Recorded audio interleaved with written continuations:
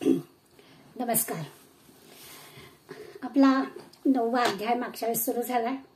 आता म्हणजे त्यांनी श्लोक म्हटलेत, इदं तु ते गुह्यतमं प्रवक्ष्यामि न सूयवे ज्ञानं विज्ञान सहितं यज्ञात्वा मोक्षस्य शुभात्.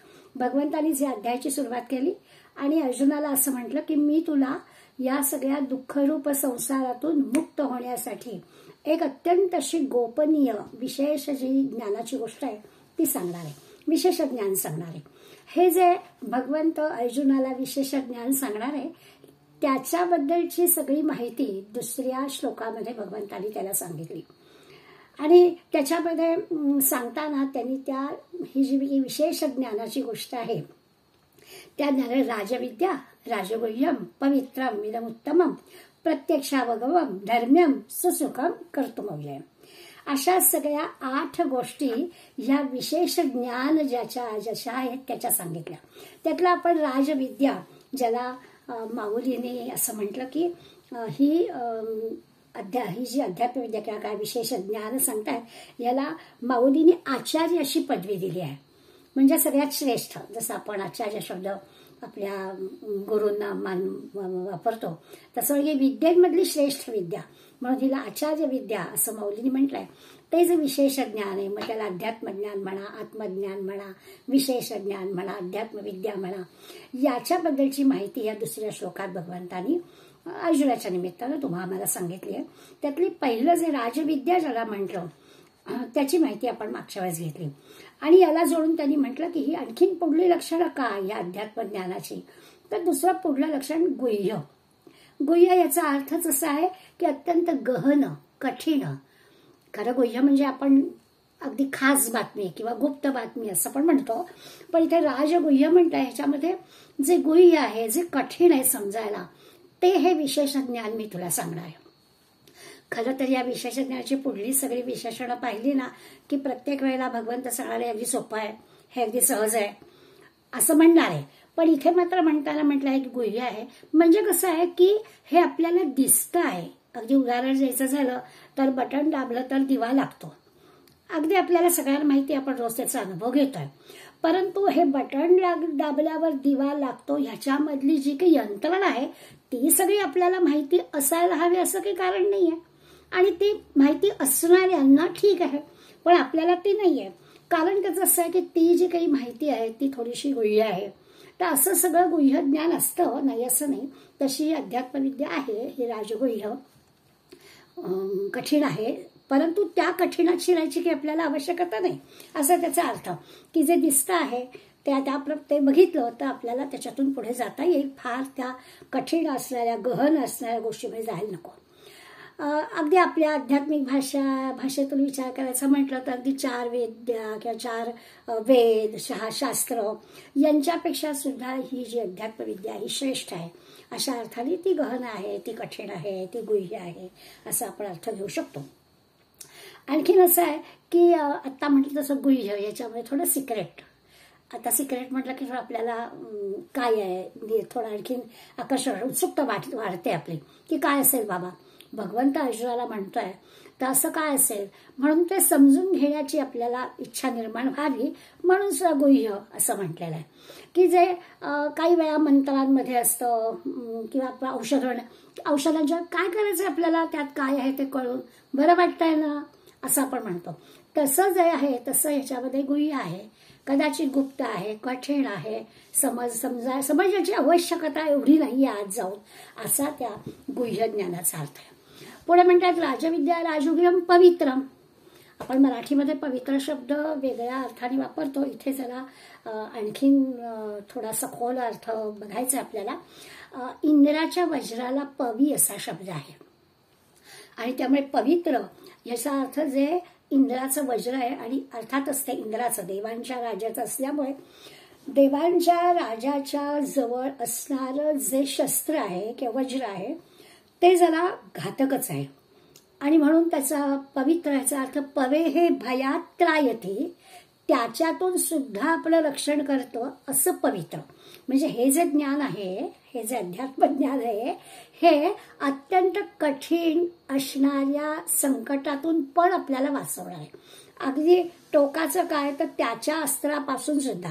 आता देवांच्या राजाच्या इंद्राच्या हातात असणारं जे वज्र आहे त्याची तुम्हा आम्हाला अशी फार काय भीती वाटायचं कारण आहे, पण थोडी आहे.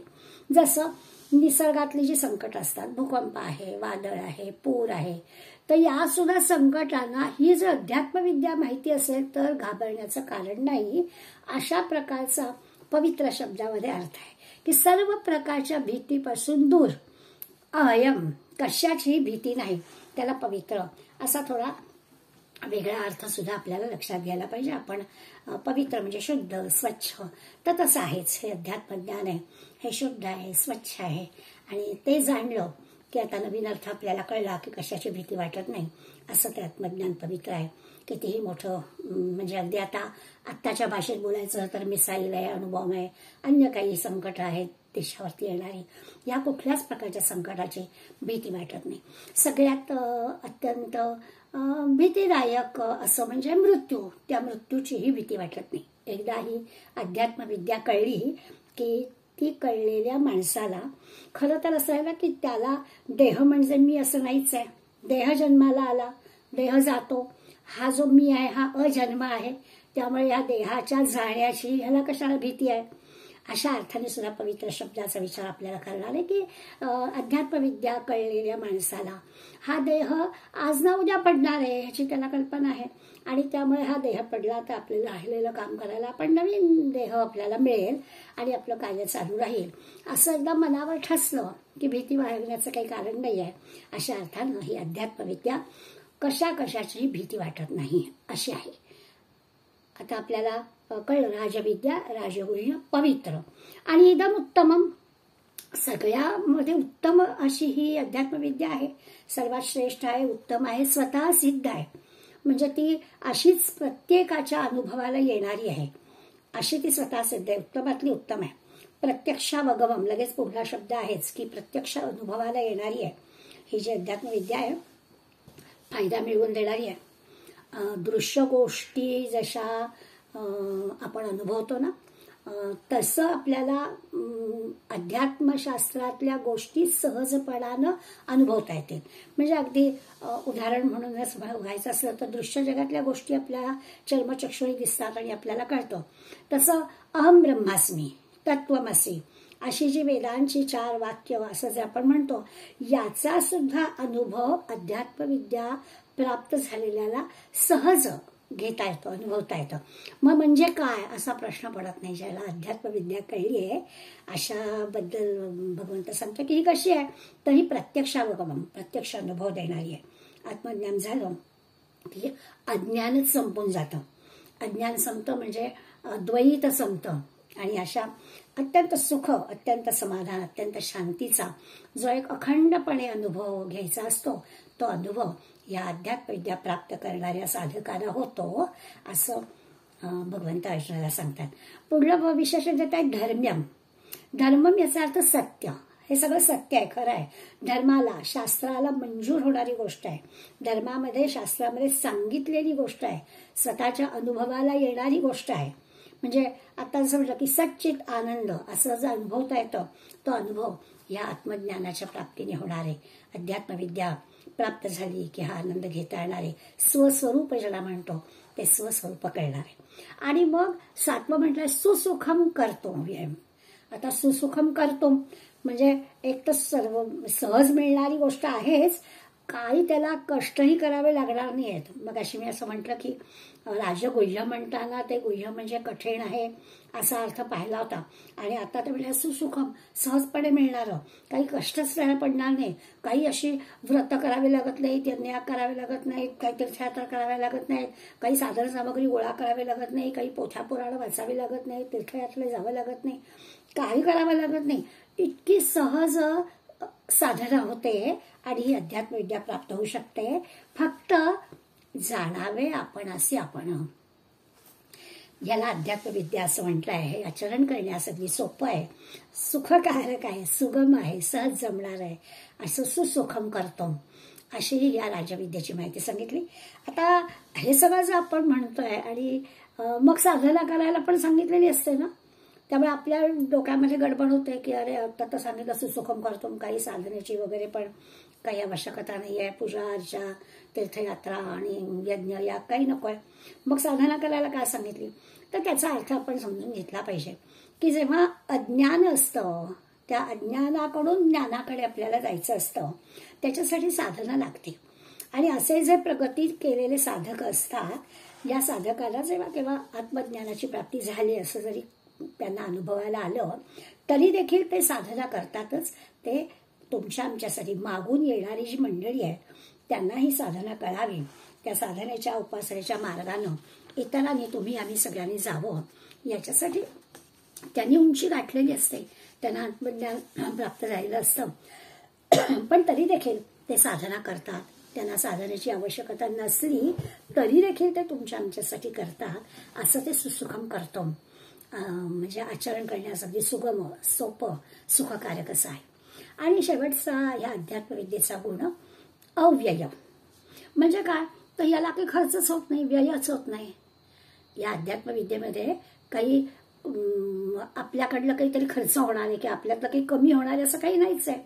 इतर सगळं जर आपण कुठलीही गोष्ट पाहिली तर एखादं ज्ञान अद्यावत ठेवण्यासाठी आपल्याला प्रयत्न करावे लागतात.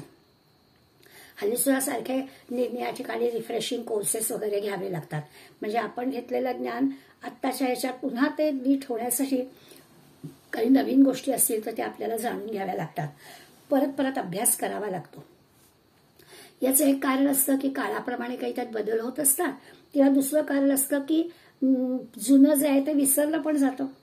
पण इथे तसं नाहीच आहे, कशाचा सराव वगैरे करावा लागण्याचा प्रश्नच नाही. आपण आता ह्या गीताचा दासबोधाचा ज्ञानेश्वरीचा अभ्यास करतोय तर आपण हा अनुभव घेतो की अगदी रोजची जरी आपली स्तोत्र असली किंवा आपण गीता म्हणतोय तर त्याच्यात सुद्धा पाठ आहे तरी सुद्धा कधी कधी आपल्याला विसरायला होतं. म्हणजे नेहमी करत असून सुद्धा नेहमी येणाऱ्या गोष्टी सुद्धा कधीतरी सफाई आपली कमी होते आणि विसरायला होतं. व्यवहारात तर काय, वर्षानुवर्ष आपण स्वयंपाक करतोय तरी सुद्धा एखादा पदार्थ करताना आपल्याला सॉरी खूप दिवसात केलं नाही, एकदा बघते पुस्तक काढून असं बघावं असं वाटतं. या अध्यात्मविद्येचं तसं काही नाही आहे. कितीही तुम्ही म्हणजे आडायला होणारच नाही, रिफ्रेशिंग कोर्सची गरजच नाही आहे. एकदा ती प्राप्त झालेली असली की झाली. या इतकं कशाला, जरा थोडासा अध्यात्मविद्येचा ओझरता जरी स्पर्श झाला थोडंसं तरी सुद्धा माणसाच्या वागणुकीत बदल होतो असं आपल्याला दिसतं. की आपोआपच या दृश्य जगातल्या सगळ्या गोष्टींमधला इंटरेस्ट कमी व्हायला लागतो. त्या दृश्य गोष्टींमध्ये जो काही आनंद आहे त्या आनंदापेक्षा इकडला जो काही आनंद आहे तो इतका वाटतो की या दृश्य गोष्टीतला आनंद फिका पडतो. सगळ्या ज्या काही आपल्या आसक्ती असायच्या पूर्वी त्या आसक्ती ज्याला अध्यात्मविद्येचा स्पर्श झालाय त्याच्या सगळ्या आसक्ती नष्ट व्हायला लागतात. विषय भोग घ्यावा, हे पाहिजे ते पाहिजे असं काही त्याला आठवणही राहत नाही कुणाला. ज्याला अध्यात्मविद्येचा अध्यात्मज्ञानाचा थोडासा जरी ओझरता जरी स्पर्श झाला असला तरी त्याच्या वागणुकीमध्ये बदल होतो असं आपल्या लक्षात येतं. म्हणजे थोडं असं आहे की नंतरची जी वाट आहे ना ती थोडी सुलभ असते. सुरुवातीची वाट कदाचित असेल पण एकदा तो अध्यात्मज्ञानाचा स्पर्श झाला, हे इकडलं आवडायला लागलं की या बाकीच्या सगळ्या गोष्टी आपोआपच दूर होतात आणि ही इकडली वाट आहे ती सुखद सोपी आणि चांगली रम्य वाटायला लागते. त्या साधकाला ना निरनिराळ्या गोष्टी सहजपणानं प्राप्त होतात. म्हणजे सगळी सुख म्हणूया आपण त्याच्या पायाशी लोटांगून राहतात. त्याला असे कुठले व्यावहारिक प्रश्न भगवंत पाडूच देत नाही आणि मग त्याच्या सगळ्या पुढल्या ज्या अध्यात्मविद्येच्या प्रगतीच्या पायऱ्या आहेत ना त्या सगळ्या तो सहजपणानं चढून जाऊ शकतो आणि आत्ममंदिर गाठतो. खरंच त्याला आत्मज्ञानाची प्राप्ती होते, स्वस्वरूप कळतं, अध्यात्मज्ञान काय ते कळतं. आपण दुसऱ्या श्लोकामध्ये राजविद्या राजगुह्यम पवित्र विधोत्तमम प्रत्यक्षावगमम धर्म्यम सुसुखम कर्तुम अव्ययम, या राजविद्येची सगळी जी की 8 लक्षणं आहेत ती पाहिली आणि भगवंतांनी अर्जुनाला ही लक्षणं सांगितली. आपण असा विचार करूया की अर्जुनाला ही लक्षणं आणि हे सगळे गुण आहेत भगवंतांनी सांगितलेले अर्जुनाजवळ. त्यामुळे ही अध्यात्मविद्या त्याला तर कळणारच आहे. त्याच्या निमित्तानं आपल्यालाही सांगितले. उपनिषदामध्ये ना एक कथा आहे. एक साधक आहे आणि सद्गुरूंनी सांगितल्याप्रमाणे अत्यंत श्रद्धेनं हे आत्मज्ञान प्राप्त व्हावं, ब्रह्म आपल्याला कळावं म्हणून सद्गुरूंनी सांगितल्याप्रमाणे तो वाटचाल करायला लागतो. ही जी काही आध्यात्मिक वाटचाल त्याची चालली आहे, आध्यात्मिक ज्ञानासाठी चालली आहे. त्यामुळे त्यांनी सद्गुरूंनी सांगितलेल्या पायवाटेनं तो निघतो. वाटेमध्ये एक त्याला पर्वत लागतो आणि जराही न घाबरता तो पर्वत चढतो. कित्येक दिवस तो पर्वत चढण्याचं त्याचं काम चालू असतं. थकतो, थांबतो, विश्रांती घेतो, पुन्हा चढायला लागतो.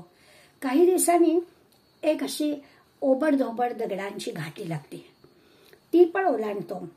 तिथे त्याला एक पाटी दिसते. त्या पाटीवर लिहिलेलं असतं प्रभू मंदिराकडे.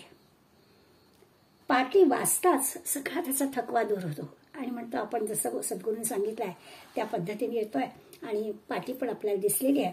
पुन्हा चढायला लागतो. चढतो. आता त्याला छान पायऱ्या अगदी अशा बांधलेल्या, म्हणजे ओबडधोबड दरी आता नाही, ओबडधोबड घाटी नाही, तर आता छान बांधलेल्या पायऱ्या त्याला दिसतात. त्या पायऱ्या चढून ज्या पाटीची दिशा ज्या होती मंदिराकडे त्या दिशेनं तो जायला लागतो. आता मंदिर जवळच असणार अगदी खात्रीच पडते त्याला. मोठ्या उत्साहानं समाधानानं तो चालायला लागतो. चढतो. पुढे आणखी छान गुळगुळीत काळ्या दगडाच्या पायऱ्या लागतात. त्याही तो चढून जातो आणि आणखीन थोडं पुढे गेल्यावर संगमरवरी पायऱ्या लागतात. अगदी छान, म्हणजे एक प्रगतीचंच शिखर तो गाठतोय. ते तसा जातो. आणखीन पुढे गेल्यावर धातूच्या म्हणजे तांब्याच्या पायऱ्या त्याला लागतात. आणखीन थोडा पुढे जातो, चांदीच्या पायऱ्या लागतात. आता तर त्याला अगदी खात्री पडते की अगदी बरोबर आपण आलेलो आहोत. त्याचं लक्षात येतं की आता अगदी प्रभूचं दर्शन होणारच, आपण अगदी योग्य वाटेनं आलोय. आणि थोडं आणखीन पुढे आल्यावर अत्यंत असं दैदिप्यमान ज्याला म्हणून अशा सुवर्णाच्या पायऱ्या त्याला दिसतात. आणि त्या पायऱ्या चढता त्याचं लक्ष वरती जातं. तर तो अगदी म्हणजे भगवत प्रेमाने त्याचं ऊर भरून येतं, कारण त्याच्या दृष्टी टप्प्यामध्ये मंदिर येतं. समोर असं सोन्याचं सुंदर मंदिर आहे. 5-25 पायऱ्या चढल्या की त्या मंदिरामध्ये प्रवेश आहे. आणि अगदी आता ते समोर डोळ्यासमोर मंदिर आहे आणि पायऱ्या चढून गेल्यावर आपण जाणार. आणि अगदी असं इतके कष्ट घेतले, त्या कष्टाचं फळ आपल्याला ते दिसत आहे. त्यामुळे तो सद्गुरूचं स्मरण करतो आणि किती आपण भाग्यवान आहोत की सद्गुरूंनी सांगितल्याप्रमाणे आपण मंदिराजवळ येतोय. खरं तर खूप थकलेला आहे, दमलेला आहे, घामेजलेला आहे. अंगावर अगदी रोमांच उभे राहिलेत. अष्टसात्विक भाव त्याचे जागे झालेले आहेत. मन, वाचा, देह असं सगळे प्रसन्न झालेले आहेत की आता फक्त भगवंताचं दर्शन एवढीच गोष्ट आता शिल्लक आहे. तेवढ्यात त्याला तिथे पाटी दिसते आणि त्या पाटीवर लिहिलं असतं, साधका तू आता अगदी भगवंताच्या सन्निध आलेला आहेस. समोरचं दार उघड, तुला प्रभुदर्शन होईल. आणि मोठ्या भक्तिभावानं अलगद तो आपल्या हाताने, खरं तर त्याचा हात थरथरतोच आहे, परंतु थरथरणाऱ्या हाताने समोरचा सुवर्णाचा दरवाजा तो ढकलतोय आणि मोठं आश्चर्य घडतंय. आश्चर्य असं घडतंय की तो आत पाहतोय, तो त्याच्या लक्षात येतं, अरे मीच दिसतोय इथे. आणि मुखातून सहज त्याच्या उद्गार येतात, मीच. आता या गोष्टीतलं मर्म, उपनिषदातल्या कथेतलं मर्म आपल्या लक्षात येईल. आपणच आपल्याला भेटायचं आहे, स्वस्वरूप पाहायचं आहे, आत्मज्ञान पाहायचं आहे, म्हणजे आपणच आपल्याला भेटायचं आहे. इथे ह्या भेटीत दुसरा कोणी नाही, मीच मला. ही जी काही आहे ही एकरूपता या 9व्या अध्यायात आपल्याला शिकायची आहे. हा बोध आहे 9व्या अध्यायाचा.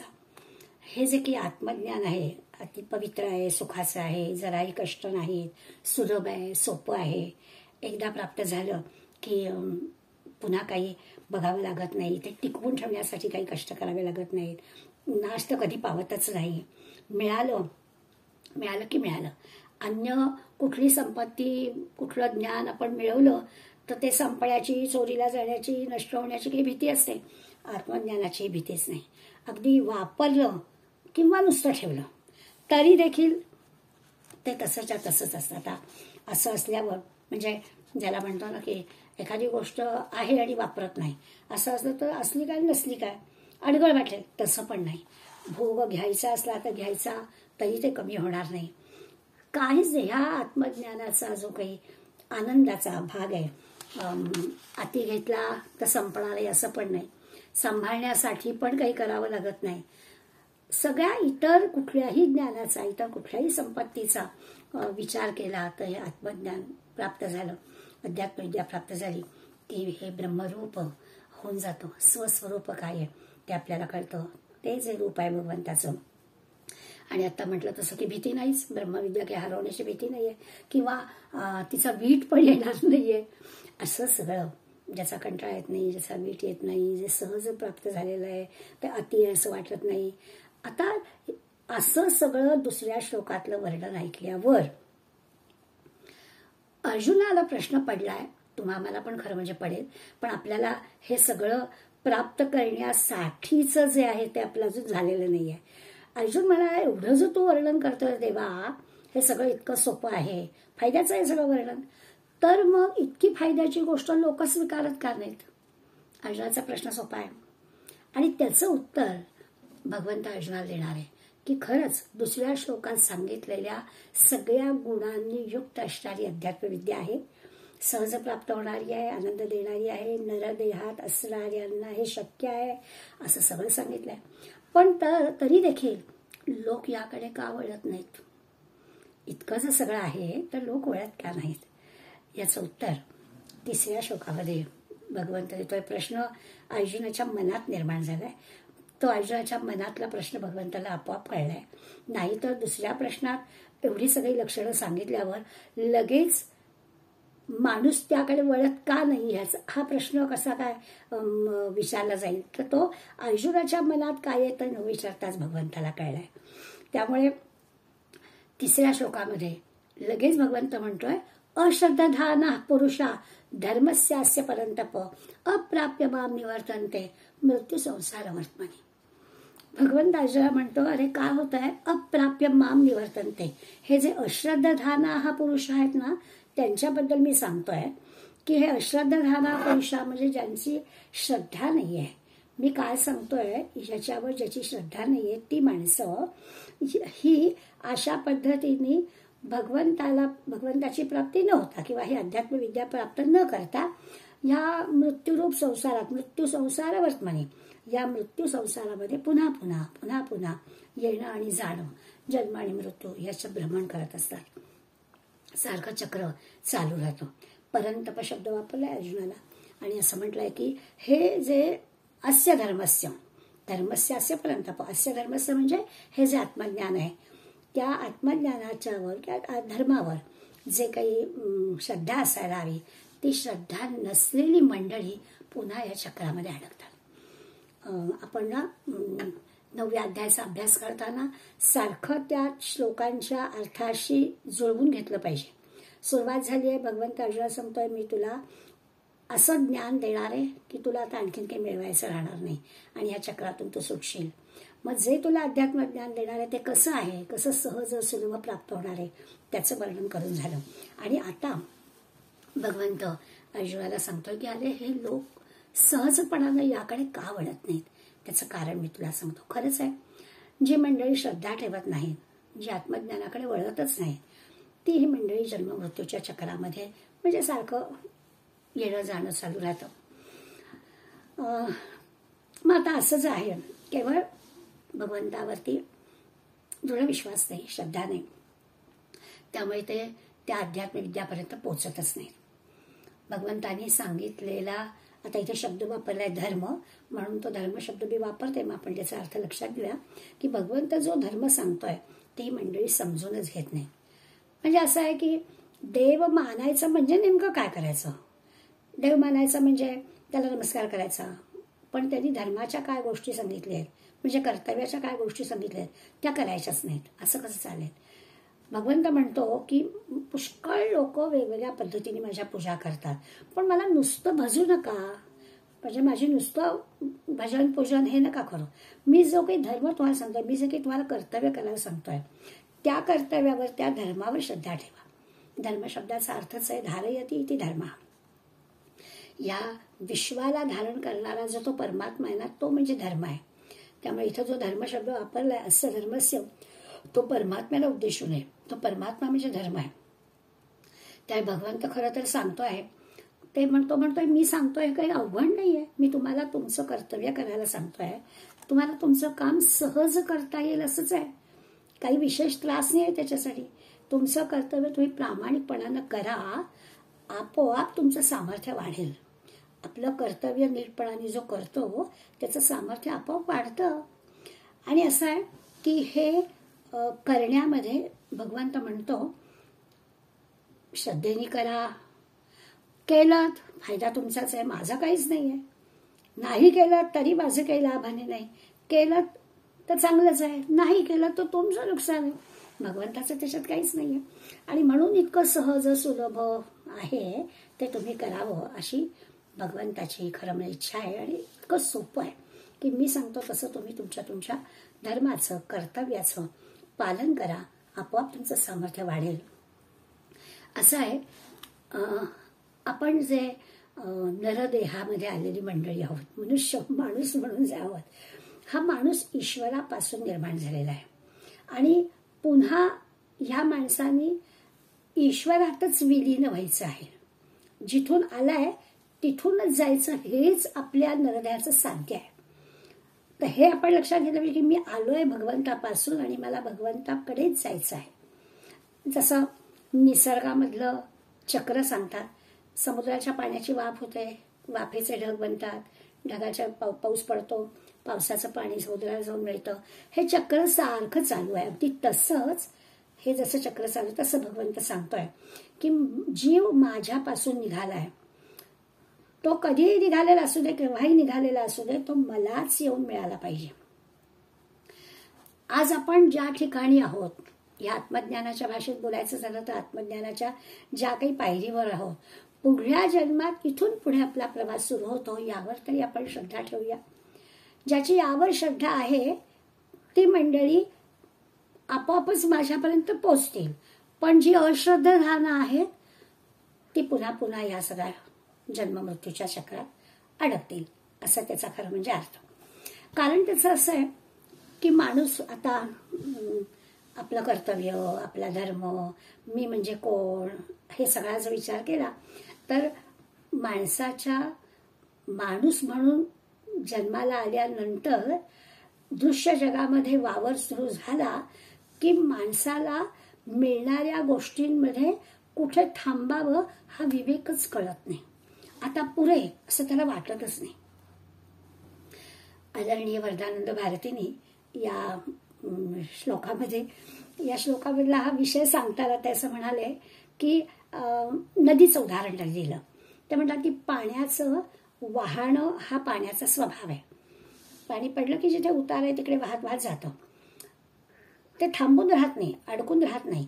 पण जर का ते अडकलं म्हणजे त्याला पुरेसा पुढे जायला मिळाला नाही वाव आणि ते थांबलं, अडकलं, तर त्याचं डबकं बनतं. जोपर्यंत ते वाहत असतं तोपर्यंत ते स्वच्छ असतं, निर्मळ असतं. ते अडकलं की ते घाण होतं. तसं माणसाचं आहे. जोपर्यंत माणसाची ईश्वराने निर्माण केलेली प्रवृत्ती आहे, ईश्वरापर्यंत तो जाऊन मिळत नाही तोपर्यंत त्याला समाधान नाहीये. ईश्वरापर्यंत जाऊन पोचलं की त्याला समाधान प्राप्त होणार आहे. तिथपर्यंत पोचलं पाहिजे. मग माणूस तिथपर्यंत पोचण्याच्या ऐवजी त्या इंद्रियांच्या उपभोगामध्ये म्हणजे डबक्यामध्येच अडकतो आणि तिथे डबक्यामध्ये अडकल्यामुळे त्याचं निर्मलत्व वगैरे जातं, बाहेर येण्याचं तर नावच नाही. भलत्याच चक्रामध्ये तो अडकतो. आणि भलतचक्र म्हणजे माहितीच आहे, पुनरपि जननम पुनरपि मरणम पुनरपि जननी जठरे शयनम, याच्यात तो अडकतो. आणि मग या चक्रातून सुटायचं असेल तर भगवंतापर्यंत पोचायला हवं, थांबायचं नाही. मग त्याला तिथंपर्यंत पोचायचं असेल तर मग काही दुःख करायचं कारण नाही. तिथं पोचणं हेच आपलं खरं म्हणजे जन्माचं साध्य आहे. तुकाराम महाराजांनी नेहमीचा त्यांचा अभंगातली ओळ आपल्या सगळ्यांची पाठ आहे, त्याच्या मागे असं तरी का म्हटलंय याचा विचार. तुका म्हणे गर्भवासी सुखे घालावे आम्हासी. आपण एकीकडे वर्णन करतोय की परमेश्वरापासून आपण आलोय आणि परमेश्वरापर्यंत आपल्याला जायचं आहे. पुन्हा ह्या चक्रामध्ये अडकायचं नाही. पुन्हा येणे पुन्हा जाणे त्यांचाच अभंग आहे. किती वेळा जन्मा यावे, किती वेळा व्हावे फजित. तर असली फजिती काही आपली होता कामा नये. छान माणसाचा देह मिळालाय तर परमेश्वराशीच प्राप्ती आपल्याला व्हायला हवी असं खरं म्हणजे. पण एकीकडे तुकाराम महाराज असं पण म्हणतात की तुका म्हणे गर्भवासी सुखे घालावे आम्हासी. असं का म्हणतात ते? म्हणजे आमची पुन्हा जन्माला येण्याची तयारी पण आहे. या चक्रातून सुटावं वगैरे सगळं म्हटलं, पण तरी समजा पुन्हा गर्भवासामध्ये यायचं असलं तर आमची तयारी आहे. पण त्याच्यासाठी तुकाराम आधी काय म्हणताय? सुखे घालावे आम्हासी. तुका म्हणे गर्भवासी सुखे घालावे आम्हासी अशा पूर्वी काय म्हणतायत ते पण आपण लक्षात घ्यायला हवं. ते तर मुक्त होणाऱ्यांना असं म्हणतात. हे म्हणे मुनी मुक्त झाले भेणे गर्भवासा. भेणे म्हणजे घाबरले. त्यामुळे मुक्तीच्या गप्पा मारतात ना, ते गर्भवासाला घाबरतात. आम्हा विष्णू दासा सुलभ होतो. आम्ही विष्णूचे भगवंताचे दास आहोत. आम्हाला तो गर्भवास पण सुलभ आहे. पण हा गर्भवास तुकारामांसारख्या संतांना सुखाचा वाटतो. ते तयार आहेत गर्भवासाला. त्याच्या आधी ते भगवंताजवळ असं म्हणतात, हेची दान देगा देवा तुझा विसर न व्हावा. गुण गाईन आवडी हेची माझी सर्व जोडी. न लगे मुक्ती धन संपदा संत संग देई सदा. आणि मग तुका म्हणे गर्भवासी सुखे घालावे आम्हासी. पुन्हा गर्भवासाचं घालणार असेल तर घाल, पण मग आधीच्या सगळ्या गोष्टी माझ्या होऊ देत. असं काहीतरी दान दे की आम्हाला कधीही तुझा विसर पडणार नाही. असं काहीतरी तुझे गुण मला गाता येऊ देत. तुझ्याशी माझा जोडलेला राहू दे. काही मला बाकी धनसंपदा नको आहे. संतांचा संग मला हवाय. आणि त्याच्यासाठी मला पुन्हा यावं लागणार असलं तर मी येतो असं तुकाराम महाराज म्हणतात. या अर्थाने या आधीच्या अटी पूर्ण होत असतील तर पुन्हा यायला काहीच हरकत नाही. पण अध्यात्मविद्येचा विचार करताना भगवंताचे अर्जुनाला सांगतायत की हे कोणाला प्राप्त होत नाही तर श्रद्धा ज्याची जाई आहे ना त्याला हे प्राप्त होत नाही. अश्रद्धाना हा पुरुष. आता खरं आहे ना, व्यवहारिक जगतामध्ये सुद्धा आपले रोजचे जे एकमेकांशी व्यवहार आहेत त्याच्यासाठी सुद्धा एकमेकांवरती आपल्याला विश्वास टाकावा लागतो. अगदी सहजच आपल्या लक्षात येतं. कुठे आपल्याला साधं डॉक्टरांचं औषध आणायचं असलं तरी त्या डॉक्टरांवरती आपला विश्वास असायला लागतो. आणि मग आपण त्यांनी दिलेला औषध जे आहे ते विश्वासाने घेतलं तर आपल्याला त्याचा गुण येतो. पण आपल्याला शंका मनात धरून कसं चालेल?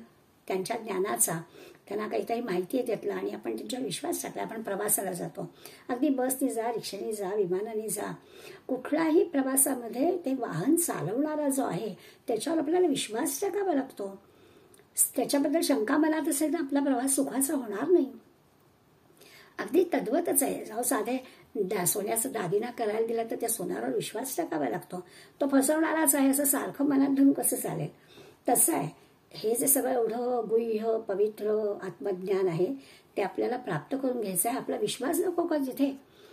त्यामुळे अशी श्रद्धा, असा विश्वास आपण भगवंतावरती ठेवायचा म्हणजे ते ज्ञान आपल्याला प्राप्त होईल. अश्रद्धान हा पुरुषा. आपण विश्वास नाही टाकला तर ते कसं होणार? श्रद्धा असणाऱ्यांनाच या ज्ञानाची प्राप्ती होईल. हे स्वस्वरूपाचं ज्ञान भगवंतांची प्राप्ती होईल. अनेक ठिकाणी भगवंतांनी श्रद्धावान लभते ज्ञानम. ज्याची श्रद्धा आहे त्यालाच हे ज्ञान प्राप्त होतं. किंवा यो यश श्रद्धस्स एव सहा. जशी ज्याची श्रद्धा तसं त्याला ज्ञान प्राप्त होतं असं अनेकदा गीतेमध्ये भगवंतांनी सांगितलंय. आता जोपर्यंत आपली म्हणजे श्रद्धा जी आहे ना, म्हणजे आपली श्रद्धा कुठे असते? सामान्य तुमचा आमचा विचार केला म्हणजे अर्जुन हा भगवंताचा खास लाडका भक्त आहे. त्यामुळे त्याला असं 2 ओळीच्या श्लोकामध्ये सांगून पुरलं.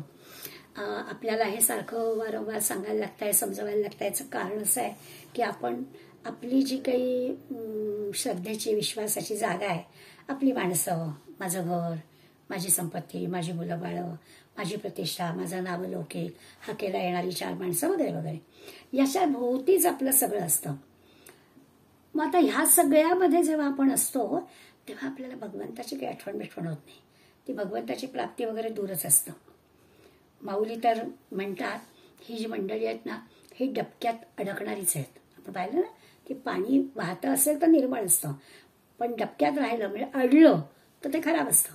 तसं म्हणायचं की भगवंतापर्यंत ती सहज पोचायला हवं, ते जातच नाही. ती अशी वाटेमध्ये आपल्या आपल्या डबक्यामध्ये अडकतात. माऊलीने या अशा डबक्यात अडकणाऱ्या तुमच्या आमच्या असं वर्णन केलं आहे आणि म्हणाले इतकं सहज जे अध्यात्मज्ञान आहे, इतकं सहज जे ब्रह्मज्ञान आत्मज्ञान स्वरूप आहे ते कसं मिळत नाही, तिथेच असतं, पण आम्ही ह्या डबक्यात अडकल्यामुळे आम्हाला तिथलंच कळत नाही. आणि व्यवहारातले उदाहरणं माऊलीने दिले की म्हणे अहो त्या गाईच्या आचळातून दूध येतं, त्या गाईच्या आचळाला गोचीड लागते, त्या अगदी पडद्या आड असणारं पवित्र असणारं अमृततुल्य दूध आहे ते त्या गोचिडीला प्राप्त होत नाही, तिला ते अशुद्ध रक्त मिळतं.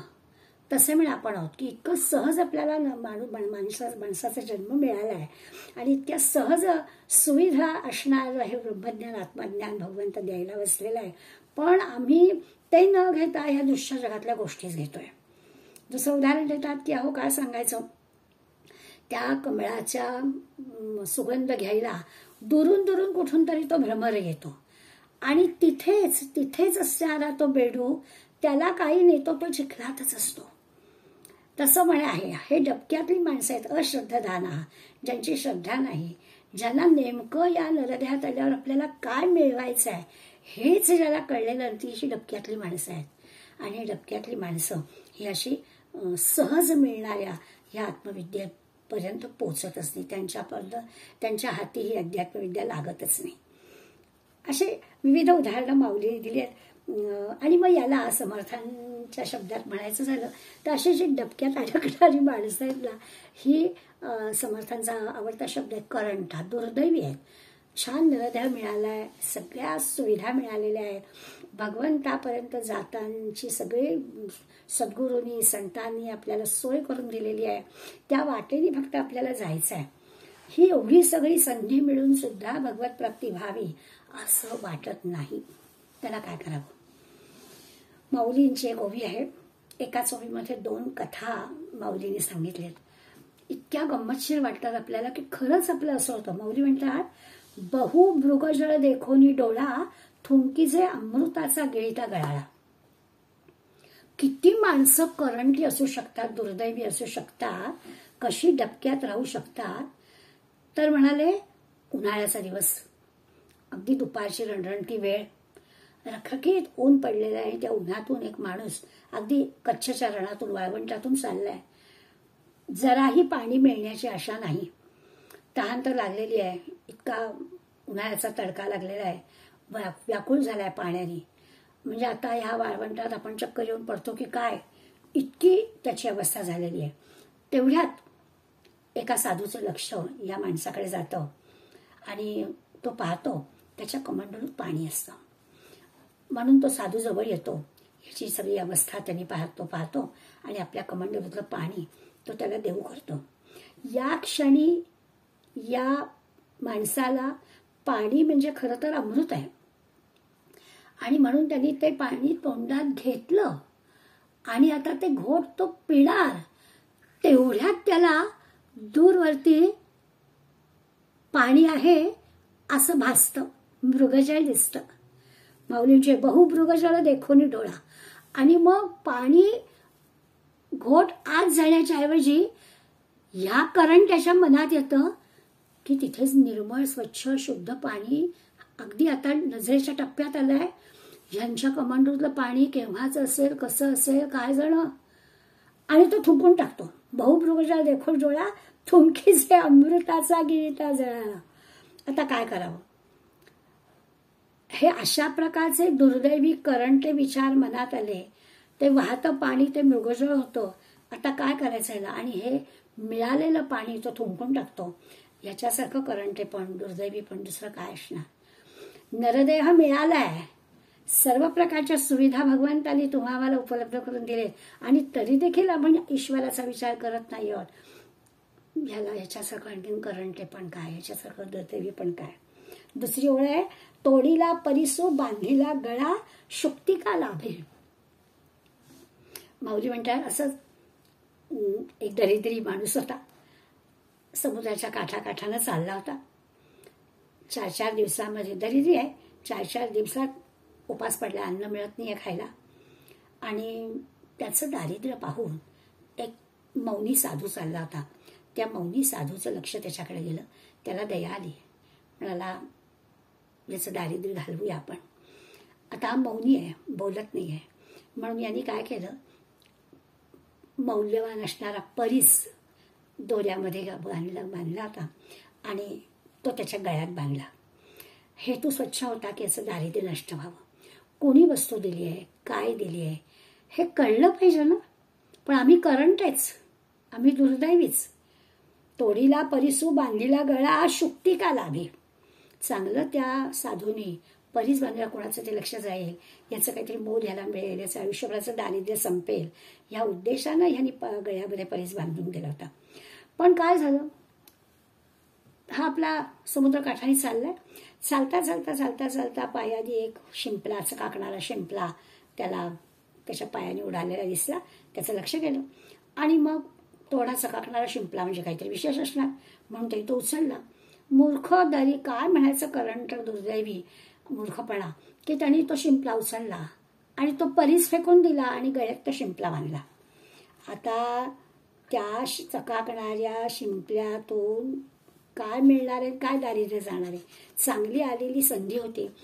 कोणी आपल्याला काय वस्तू दिली आहे, काय उद्देशाने दिली आहे, हेच जर कळलं नाही तर किती दुर्दैवी पण येतं.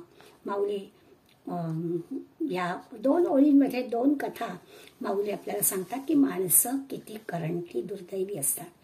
संधी मिळून सुद्धा मला नेहमी असं वाटतं की ज्यांची 2 वेळची सगळी व्यवस्था आणि छान भगवंतानी केलेली आहे. आपण म्हणतो ना, तुम्ही आम्ही किती सुखात आहोत, आयुष्यभर जे काही मिळवलं छानपैकी, आपल्याला गव्हर्नमेंट पेन्शन देत आहे, सगळं व्यवस्थित आपलं चाललं आहे, जे काही आहे त्याच्यात अत्यंत आपण आनंदी समाधानी राहून आपण जिथून आलो त्या भगवंताचाच विचार करून भगवंताकडून आलो आणि भगवंताकडे जायचं आहे असं दृष्टीमध्ये ध्येय का ठेवत नाही.